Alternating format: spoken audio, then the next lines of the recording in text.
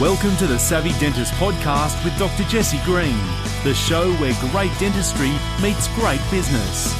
Listen in each week as we bring you an inspiring person who will share their story, ideas and business techniques to help you create a practice and a life you love. And now introducing your host, Dr. Jesse Green.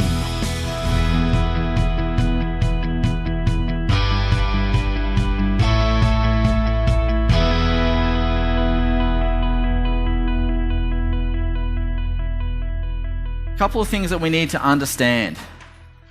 Ultimately, to be successful in your practice, you need this intersection of three fundamental elements. If any one of these elements is missing, the whole thing falls apart. We need to have a very clear picture of your core desire. Who are you? What do you want to be known for? What's the legacy that you want to be creating? How do you want to be perceived in the marketplace? What do you want to do that fills your bucket, makes you feel inspired throughout the day? Equally, we need to have a very clear picture of your ideal patient. Understanding, you've all heard me say this before. You've heard me talk about the ideal patient avatar time and time again. And we are going to go through some of that material today because it is ground zero of marketing. If you get that wrong, marketing is wasted, right? Because you're just throwing darts everywhere, hoping that something sticks. And it's hit and miss, ad hoc, and ineffective and very expensive way to market. Now, the challenge that always comes up when we talk about understanding your ideal patient, the challenge that always comes up is, so are you trying to tell me, Jesse, that if my ideal patient or someone other than my ideal patient walks through the door, I'm going to turn them away? Of course not. What I'm trying to say to you is your marketing must be honed in a specific direction. Okay, if you're going fishing for tuna and you happen to snag a salmon, you're probably still fairly happy, right? But it's not a tuna.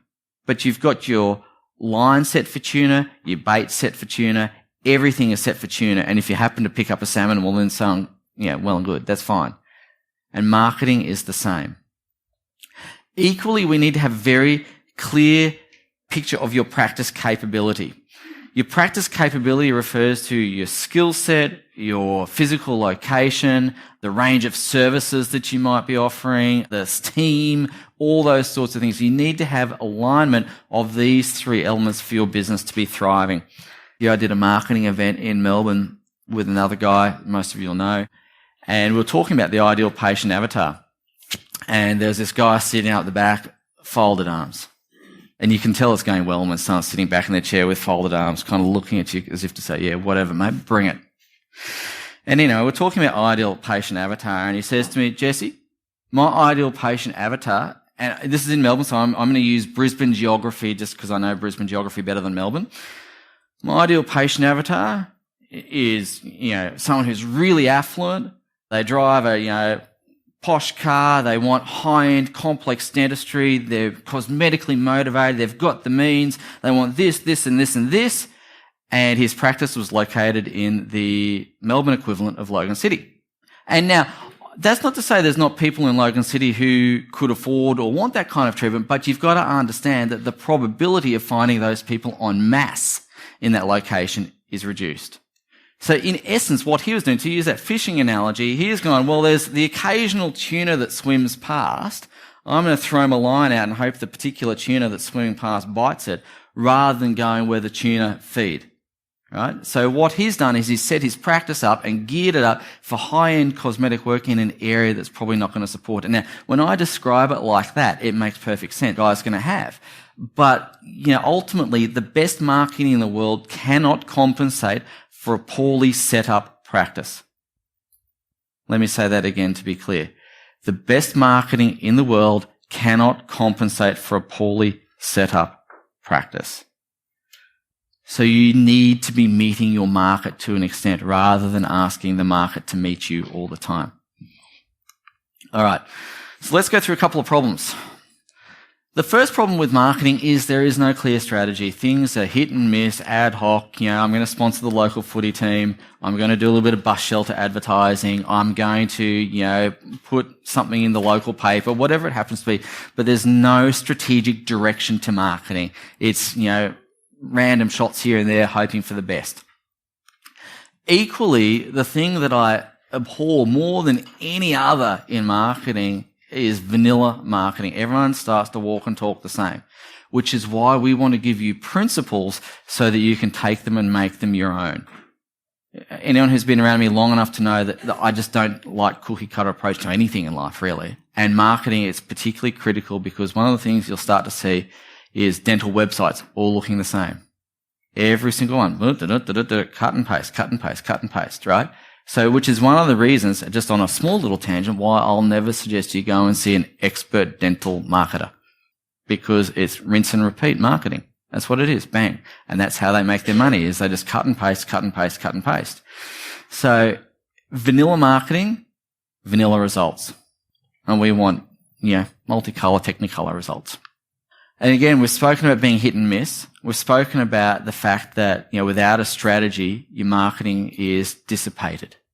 You spend a lot of energy, a lot of cash for no results, and ultimately end up with this point where you're probably getting by, but it's not particularly inspiring, it's not particularly enjoyable, and things are just kind of okay. And this is not about being okay, this is about thriving. So let's talk about the potential instead. We want to have focused marketing, laser-targeted marketing. It's sniper marketing versus shotgun marketing. Okay? Everyone know the difference? Sniper marketing, single bullet, traveling through the air. Right? So it's about being really targeted with your marketing. Equally, it allows you to stand out from the crowd. But I want you to stand out from the crowd in a really good way. A way that attracts the people to you. A way that people say, they get me. They understand me. It feels like they're inside my head. That's how you stand out. So it's strategic and effective. You're actually getting a return on your investment. And the whole team is aligned and thriving. Marketing is a whole of team exercise. Understand that everything is marketing, and marketing is everything. Every little thing that you do in your practice is marketing. Everything. Okay?